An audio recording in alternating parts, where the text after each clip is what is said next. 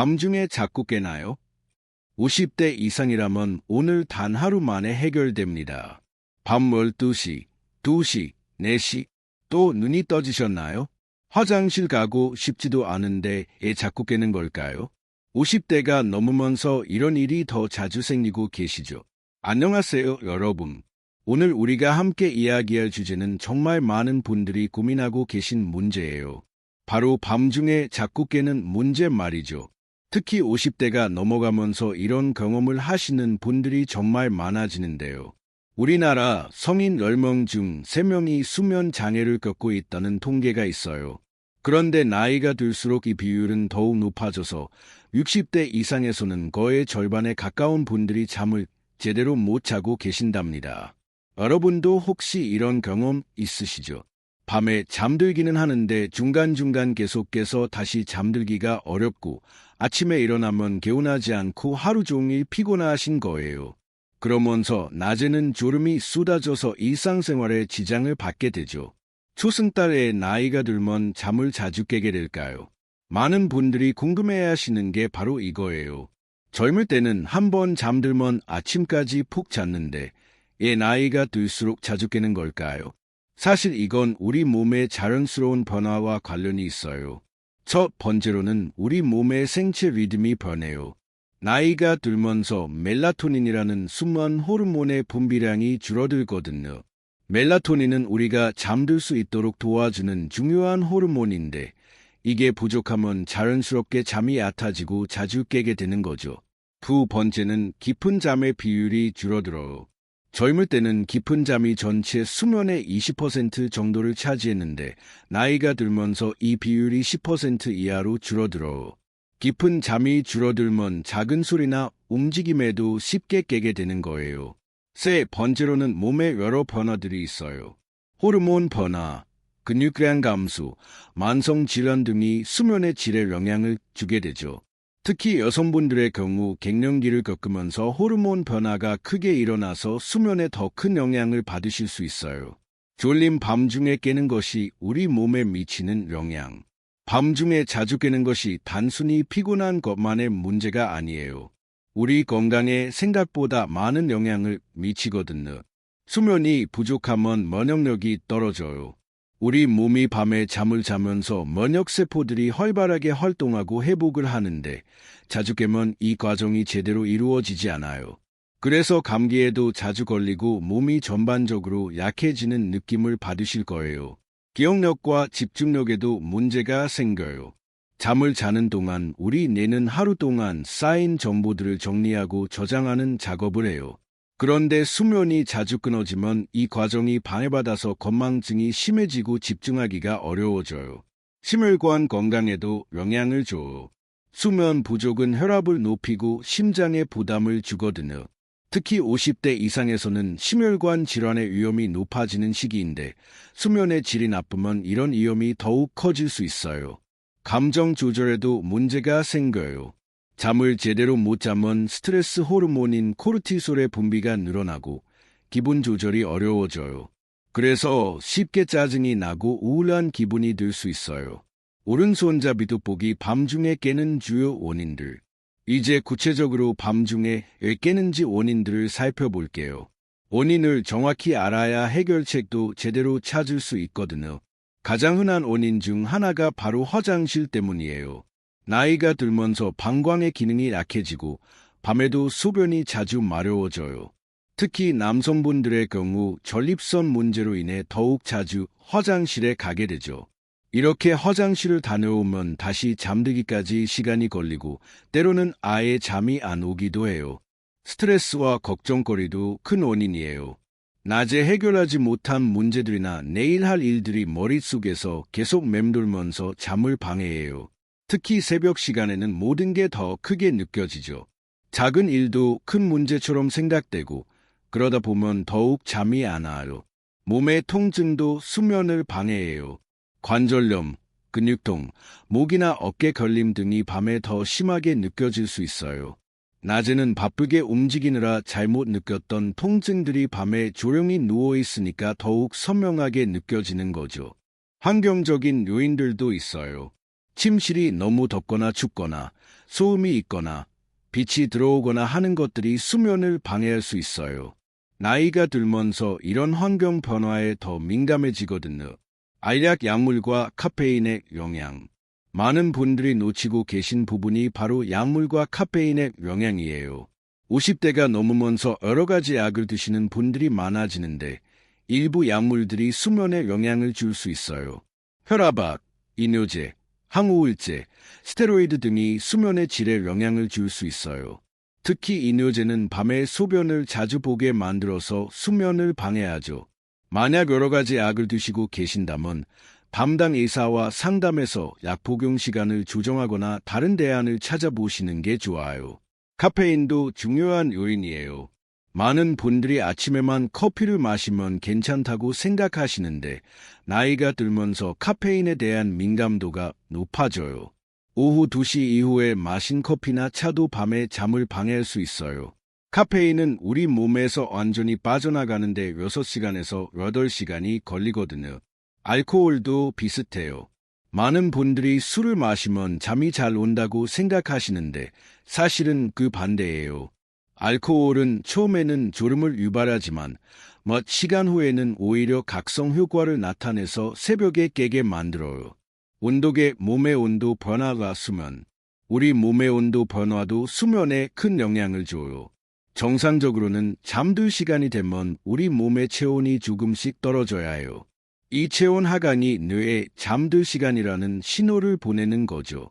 하지만 나이가 들면서 이런 체온 조절 능력이 떨어져요. 특히 여성분들의 경우 갱년기를 겪으면서 열감이나 식은땀으로 인해 밤에 자주 깨실 수 있어요. 갑자기 몸이 뜨거워지면서 잠에서 깨고 그 후에는 오히려 추워져서 다시 잠들기 어려워지죠. 침실의 온도도 중요해요. 너무 덥거나 추우면 수면을 취하기 어려워요. 일반적으로 18도에서 21도 정도가 수면에 가장 좋은 온도라고 해요. 하지만 개인차가 있으니까 본인이 가장 편안하게 느끼는 온도를 찾으시는 게 중요해요. 스트레스와 마음의 문제들. 나이가 들면서 겪게 되는 여러 가지 변화들이 스트레스가 되어서 수면에 영향을 줄 수 있어요. 은퇴, 자녀들의 독립, 건강에 대한 걱정, 경제적인 문제 등이 마음을 무겁게 만들 수 있죠. 특히 새벽 3시나 4시쯤에 깨는 분들 중에는 우울감이나 불안감 때문인 경우가 많아요. 이 시간대는 우리 몸의 스트레스 호르몬이 가장 낮은 시기인데, 그래서 평소에 억눌러 두었던 걱정이나 우울한 감정들이 더 크게 느껴질 수 있어요. 이런 마음의 문제들은 단순히 의지로만 해결하기 어려워요. 필요하다면 전문가의 도움을 받으시는 것도 좋은 방법이에요. 상담을 받거나 적절한 치료를 받으면 수면의 질도 많이 개선될 수 있어요. 반짝반짝 오늘부터 바로 실천할 수 있는 해결책들. 이제 본격적으로 해결책들을 알아볼게요. 복잡한 방법들이 아니라 오늘부터 바로 실천할 수 있는 간단한 것들부터 시작해 볼게요. 수면 환경을 개선해 보세요. 먼저 침실 환경을 점검해 보세요. 침실은 오직 잠자는 용도로만 사용하시는 게 좋아요. 텔레비전이나 컴퓨터, 스마트폰 등은 침실에서 멀리 하시고요. 이런 기기들에서 나오는 블루라이트가 멜라토닌 분비를 방해해서 수면의 질을 떨어뜨려요. 커튼이나 블라인드를 사용해서 외부 빛을 차단하시고 소음이 있다면 귀마개를 사용하거나 화이트 노이즈를 활용해 보세요. 침실 온도는 조금 서늘하게 유지하시는 게 좋아요. 침구도 중요해요. 너무 폭신하거나 딱딱한 매트리스보다는 본인 몸에 맞는 적절한 강도의 매트리스를 선택하세요. 베개도 목과 어깨를 편안하게 지지해주는 것으로 바꿔보시면 도움이 될 거예요. 규칙적인 수면 패턴 만들기. 매일 같은 시간에 잠자리에 들고 같은 시간에 일어나는 습관을 만드세요. 주말에도 마찬가지예요. 우리 몸의 생체 리듬을 일정하게 유지하는 게 중요해요. 잠들기 1시간에서 2시간 전부터는 잠자리 준비를 시작하세요. 따뜻한 물로 샤워를 하거나 가벼운 독서를 하거나 명상이나 깊은 숨쉬기 같은 릴렉스 활동을 해보세요. 만약 침대에 누워서 20분 이내에 잠들지 못하면 억지로 누워있지 마세요.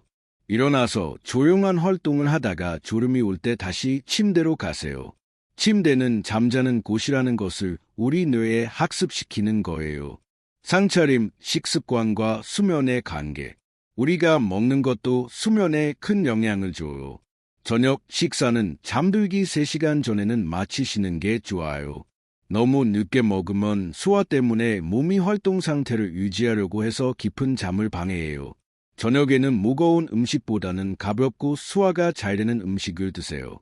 특히 기름진 음식이나 매운 음식은 피하시는 게 좋아요. 이런 음식들은 위산 분비를 늘려서 속쓰림이나 소화불량을 일으킬 수 있어요. 반대로 수면에 도움이 되는 음식들도 있어요. 우유에는 트립토판이라는 아미노산이 들어있어서 세로토닌과 멜라토닌 생성을 도와줘요. 바나나도 마그네슘과 칼륨이 풍부해서 근육을 이완시켜주고,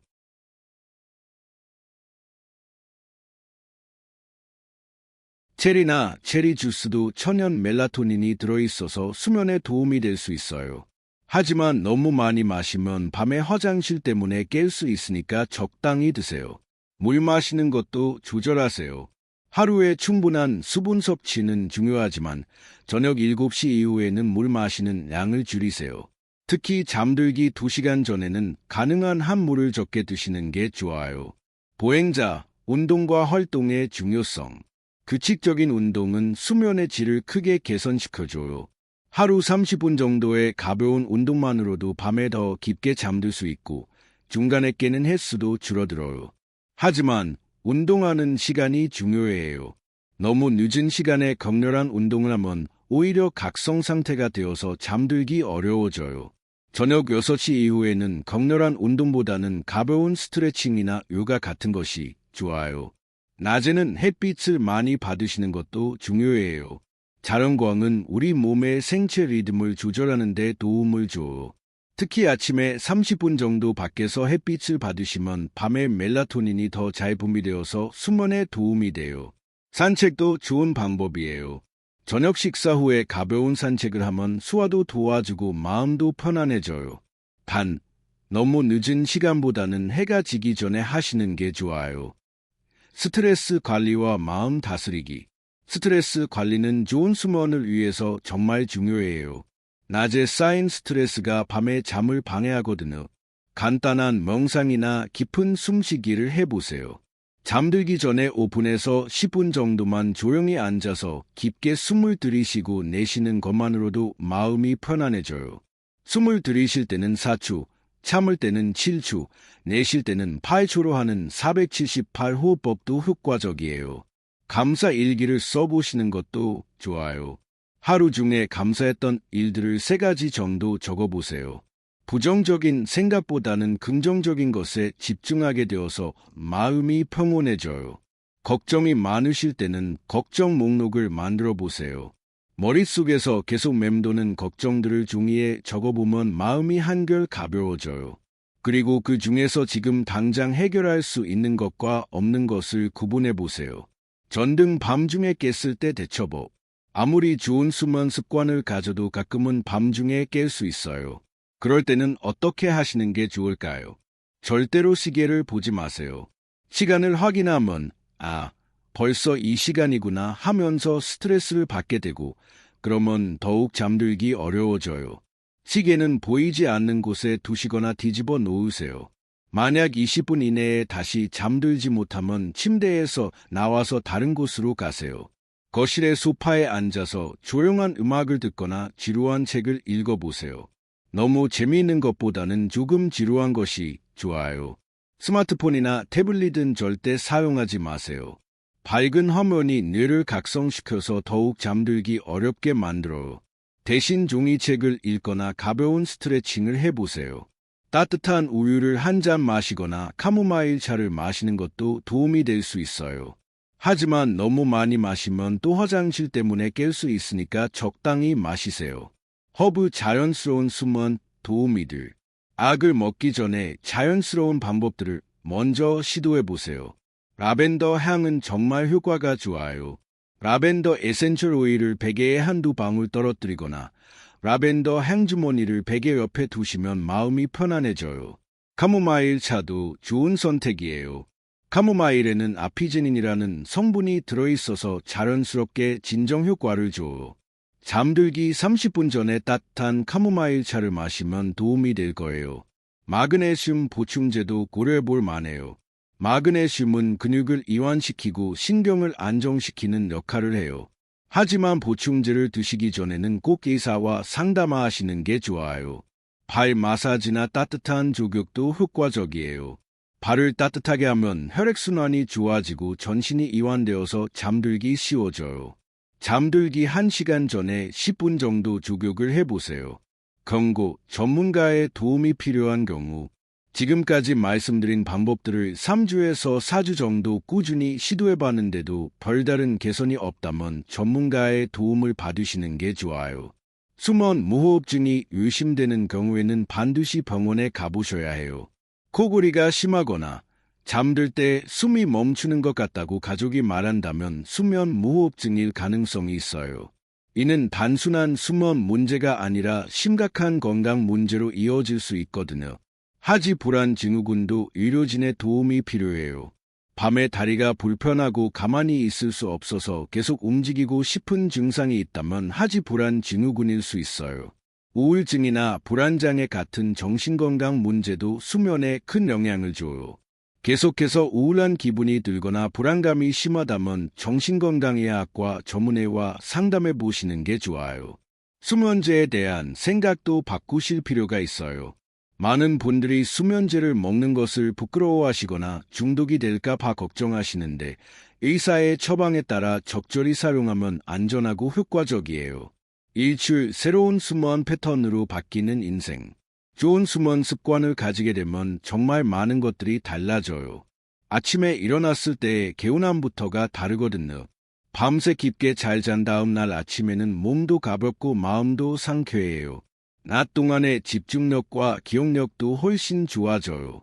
일상생활에서 깜빡먹는 일들이 줄어들고 새로운 것들을 배우는 것도 더 쉬워져요.